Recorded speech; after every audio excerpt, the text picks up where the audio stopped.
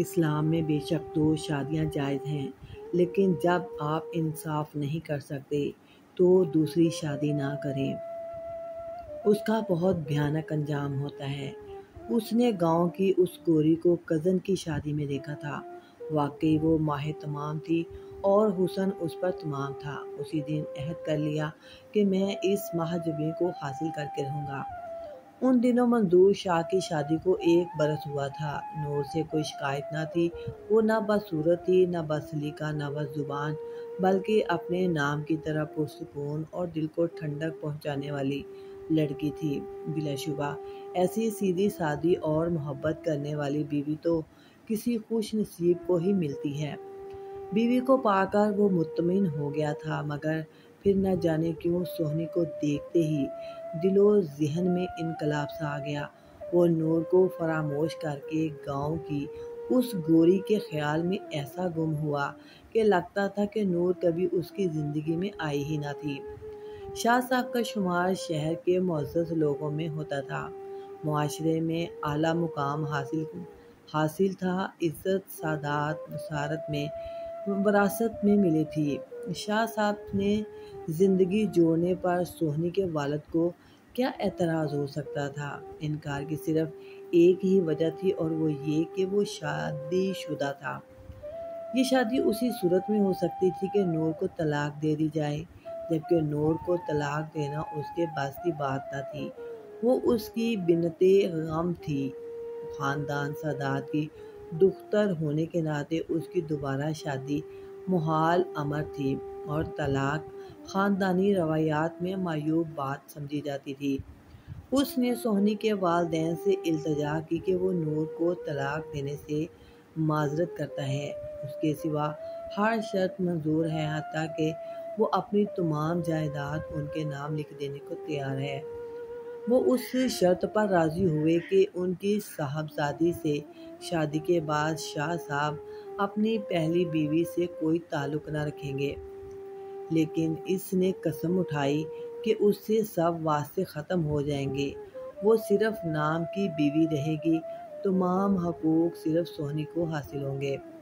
اس نے اس کو پانے کے لیے سب ہی حدیں پار کر دیں۔ اس یقین دہانے پر بالآخر سہنی دلہن بن کر گھر آ گئی۔ شاہ صاحب کو اپنے کیے کا ذرا بھی ملال نہ تھا کہ نور کو کھو دیا ہے، کیونکہ اس نے سہنی کو پا لیا تھا اور محبوب کو پا کر سمجھتا تھا کہ سب کچھ پا لیا ہے۔ افسوس ہوا ہوگا تو نور کو کہ اس نے شوہر کو کھو دیا تھا۔ یقیناً وہ چھپ چھپ کر تو روتی ہی ہوگی۔ اس نے بین کیے بھی ہوں گے، کسی کو اس کی کچھ خبر نہ تھی کہ پھر کبھی وہ اس کی جانب لوٹ کر نہ گیا اور نہ ترس کھایا کہ وہ اس کی اپنی تھی اور اب اتنے بڑے گھر کی حویلی میں تنہا ہی اپنے جذبوں سے وہ مصروف ہو گئی تھی۔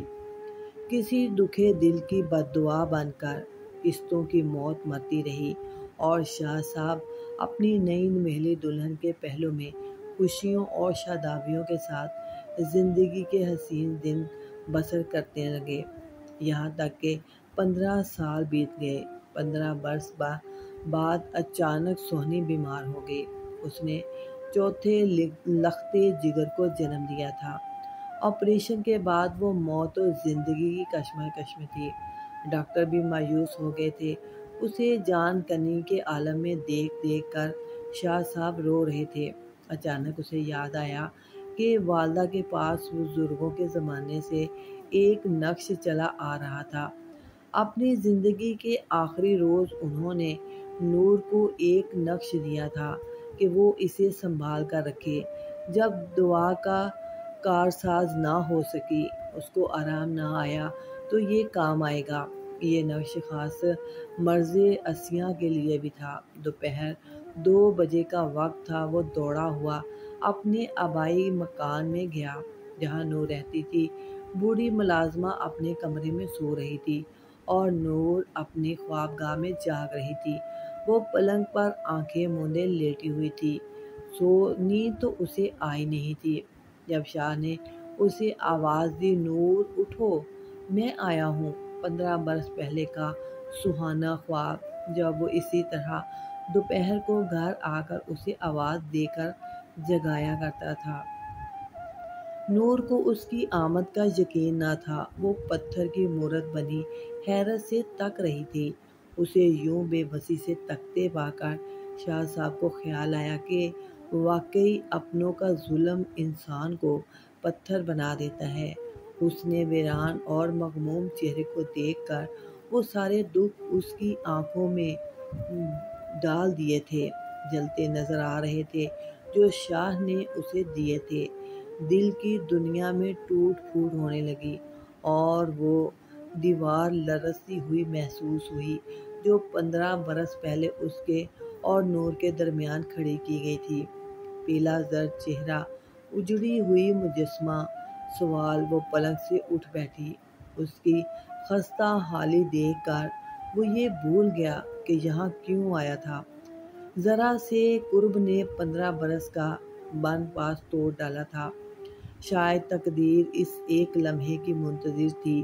نور رو رہی تھی اور وہ بھی رویا اور اس کے بکھرے بالوں کو سنوارنے لگا۔ آج ساری دوریاں مٹ گئیں۔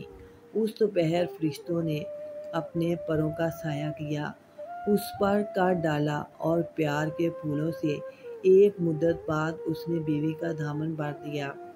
شام تک وہ یوں ہی ایک دوسرے میں گم رہے۔ وقت گزرنے کا ذرا بھی احساس نہ ہوا اور نور بھی جاگ اٹھی اس کا پیار پا کر۔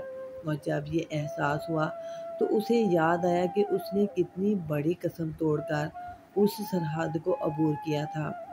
حالانکہ یہ اس کی بیوی تھی اور اس کا اس کے پاس آنا کوئی جرم نہیں تھا۔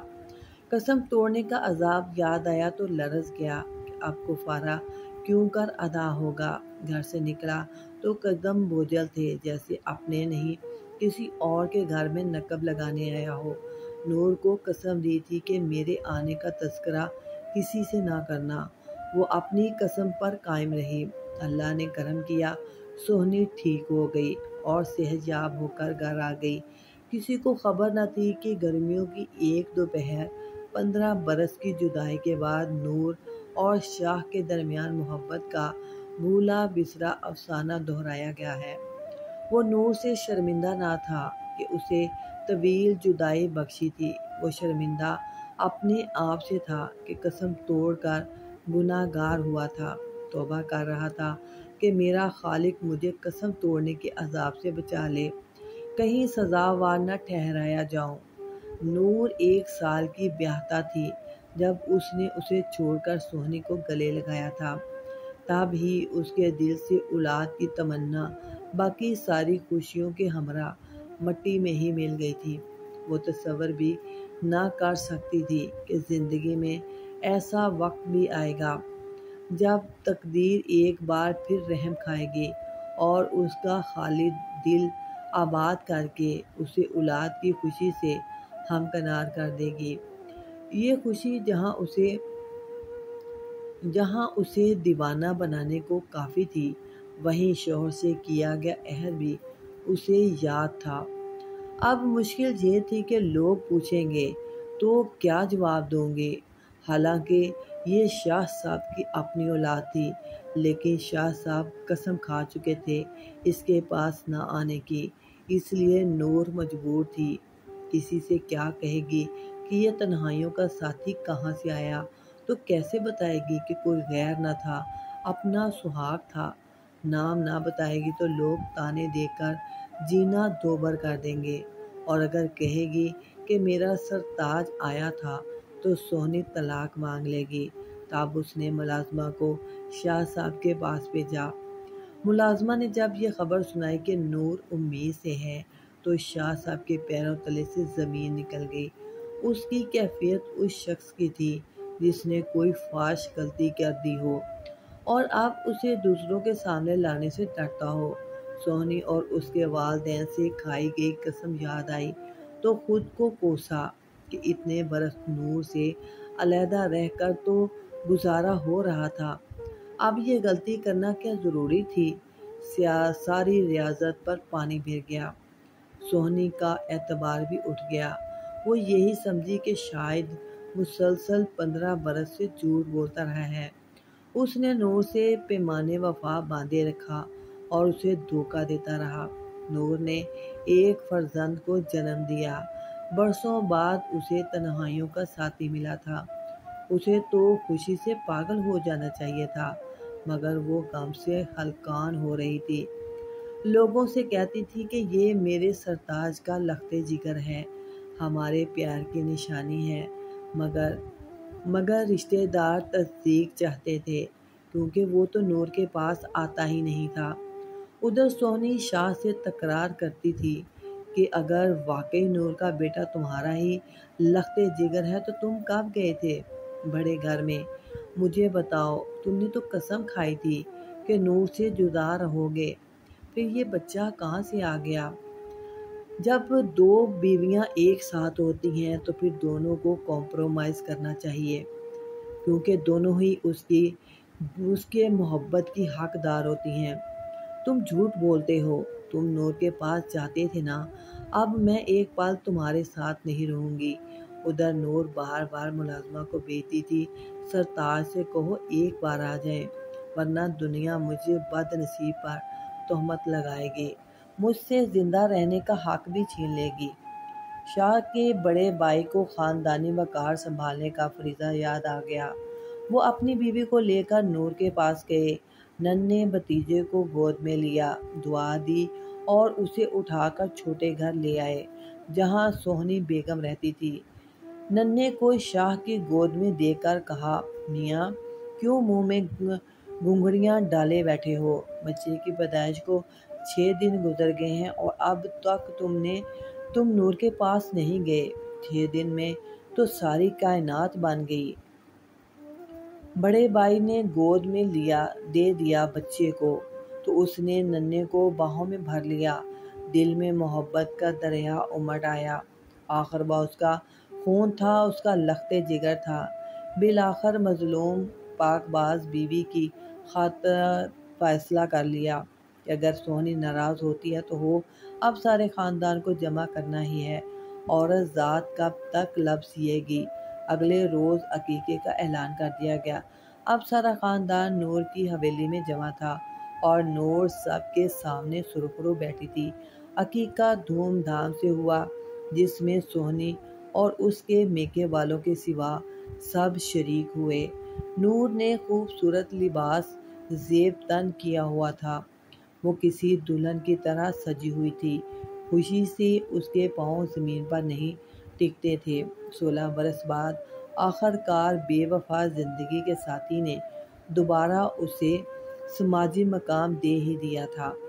یہ اس کے صبر کا نتیجہ تھا، یہ اس کی فتح تھی، اور سوہنی کی شکست یا قدرت کا معجزہ، یہ خدا جانے۔ اب دوسری بیوی اپنی توہین کا انتقام لینے کو بھری ہوئی شیرنی بن گئی تھی۔ اس نے طلاق کی رٹ لگا دی۔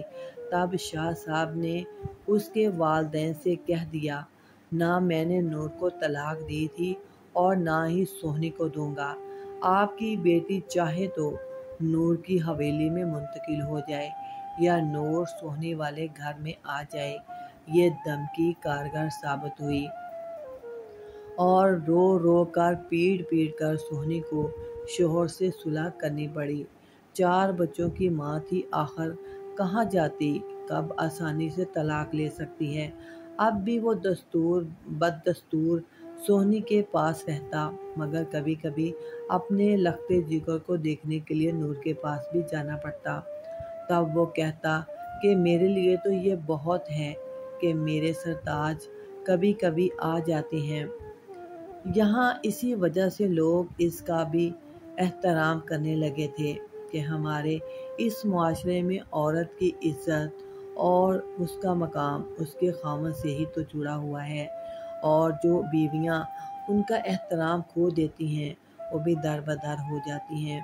ہر بیوی کو اس کا حق دو، ایک اپنے شوہر کے لیے ہی تو سب کچھ چھوڑ کر آتی ہیں، بہن بھائی ماں باپ۔ اگر شوہر اس کو عزت نہ دے تو وہ اس بھری دنیا میں تنہا رہ جاتی ہیں۔ اگر دوسری بیوی کرنی ہے تو پہلی بیوی کا بھی حق یاد رکھو، ورنہ اللہ سے تو پوچھ ہوگی۔